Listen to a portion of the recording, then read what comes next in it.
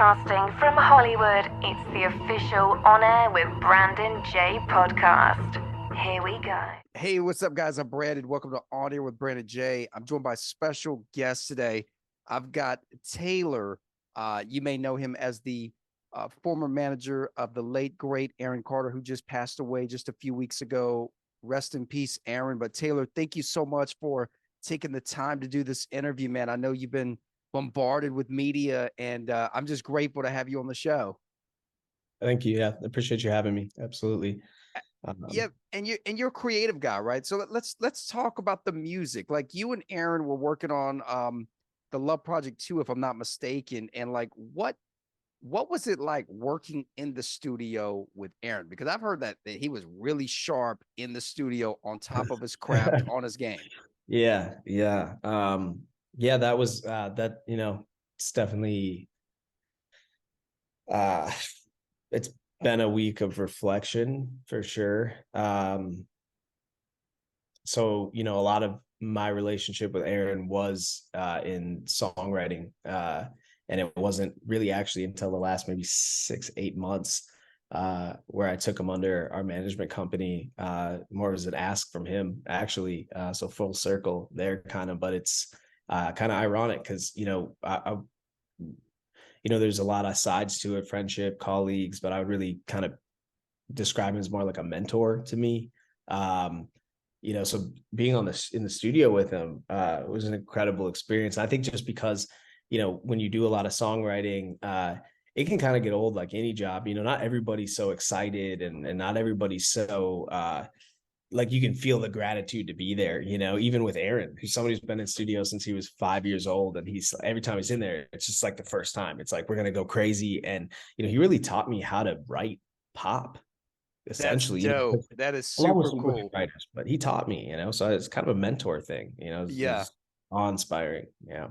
And when you got the news, because I found out through one of his publicists, Holly, who connected us, and I'm grateful for Holly Davidson and everybody at ICT for setting up this interview. But when you got the news of this, and you had to make those phone calls, like, what was going through your mind at that time? I was in shock, to be honest with you. Yeah, it was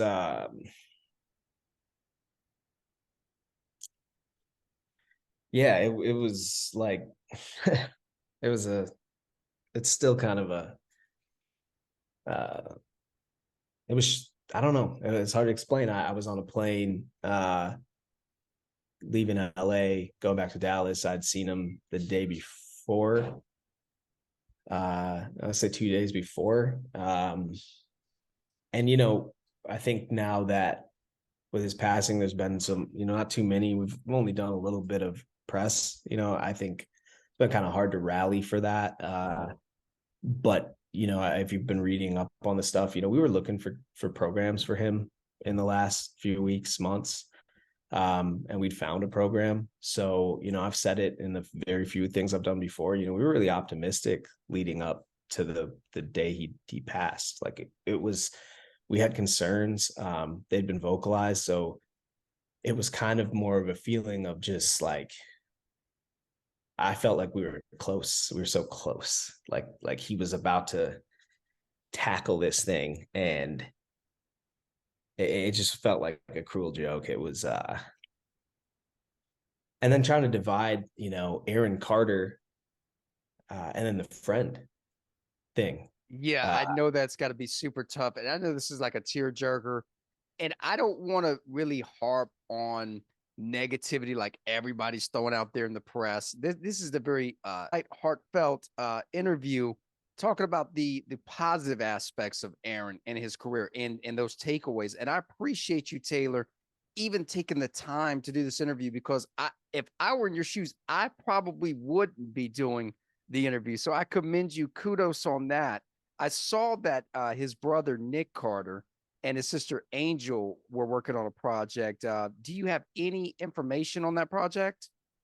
Not much. That's relatively new news. Even for us, we're excited about it. When we heard about that, that's really exciting for me. And it it's That's the thing here. I think, it's a lot of judgment and a lot of opinions, but, I knew Aaron, the person, and he was a person. He was very human. He had a family like the rest of us, they're grieving like any of us would be right now. Right. And so, and to answer your question, it's tricky to talk right now, but I got on, I think the hardest part the last couple of weeks has been, there's been a lot of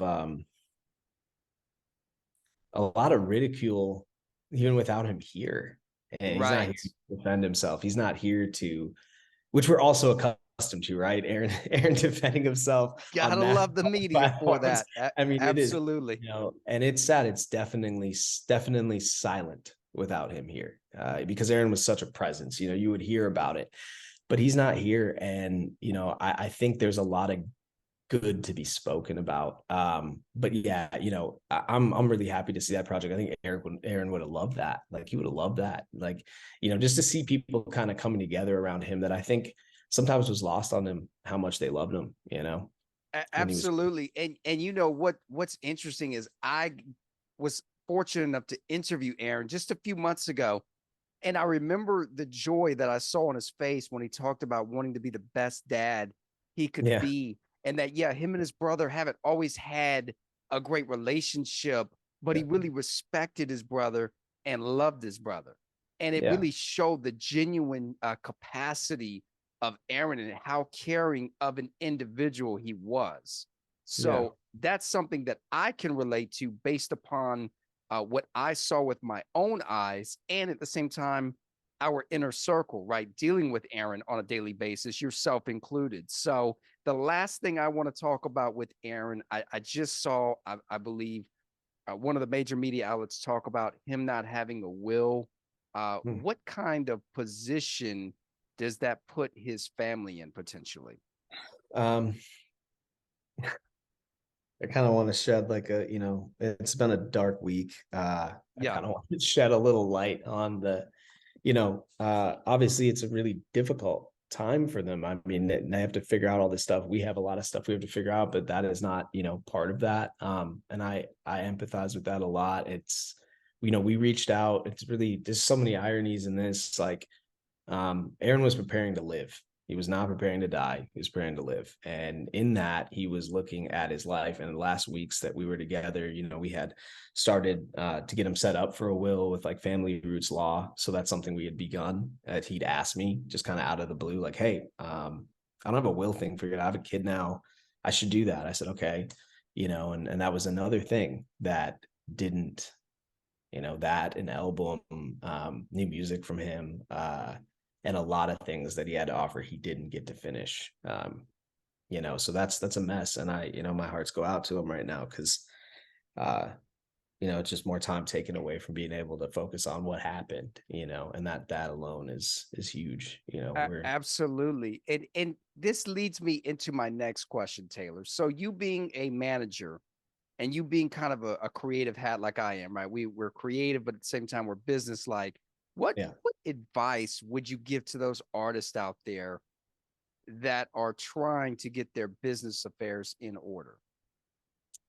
Yeah, I mean, I think this has been a big learning curve for even me. Uh long as I've been doing it, and I'm always looking to people who've done it way longer than me. There's always learning, but sometimes it's like the most simple things that you don't think about, right? And this was big for everybody in our camp, and not just people close to Aaron, even people who had encounters with him, and really think about, okay, what does it mean to protect our clients both while they're here and when they're not, God forbid. And that would have been something I would have really loved to be a little more proactive about, because then we wouldn't be dealing with these questions right now. So I think the biggest thing is just looking at this as not not a clock in clock out thing. When you do something like music to this level and this extent, you're going to be around your team, your managers, your artists all the time. They're your family, right? In a perfect world, treat each other accordingly, because uh at the end of the day, that's I guess that's the biggest thing, right? You you have more than an obligation of just, the business to your client. When you manage them, you have an obligation for their well-being, both personal and business. And, you know, I guess in, retrospect, that's something I was always grateful for Aaron. We had, I got to see the person and got to learn from the person. And I'm learning now. I'm learning without him Right. here. Now I'm learning a lot. This is a really strange, situation to be in. It's a Right? strange world, Taylor, and this industry strange. And the thing that I want to say, we've seen so many greats, right, just leave before their time. And I'm just gonna name one other than Aaron. And this really sticks out of my mind. Amy Winehouse. And folks watched her literally decline. They knew she had a problem. She was on the freeway in London holding a cigarette, stumbling in lanes of traffic and things of that nature. And it's like, when is enough enough? I think we tend to want to watch this movie unfold until it's too late. And then Yeah. everybody's like, let's go follow this individual where they're gone, or let's run their name in the mud when, like you said, where they can't properly defend themselves. What Yeah. can we do as a society, as pop culture, as Hollywood, whatever you want to call it, right? How can we make a better difference in the community and help these people? Because I don't think this is something that just happened. I think this is a progression of things Yeah. that occurred in his life. And I think that we all have our inner demons that we're faced with on a daily basis. And, without like-minded individuals like yourself and others in the circle to help people to boost their positivity and their optimism, it's really tough to stay focused and to avoid that state of depression. Yeah. Yeah. This is something I dealt with, myself, in a different way. It's ironic too, Aaron helped me through. I remember my first tour. I had never experienced that kind of, so Aaron would take me on tour and he would have me perform with him like every song, and he'd always bring me out and he'd be like, he called me Louis. He said, "This is Louis. He wrote the Love album with me, and he's gonna be performing with us tonight." And that was always a special memory. Dope. But I would have a lot of times where, he was used to that. He was used to the exposure, I suppose. There's a reason why I do more songwriting and management, right? So I love performing, don't get me wrong, but there's a lot of parts of this that are just flat out, they're unhealthy. This is not a healthy, this is not the healthiest business, right? No, And it's not, man.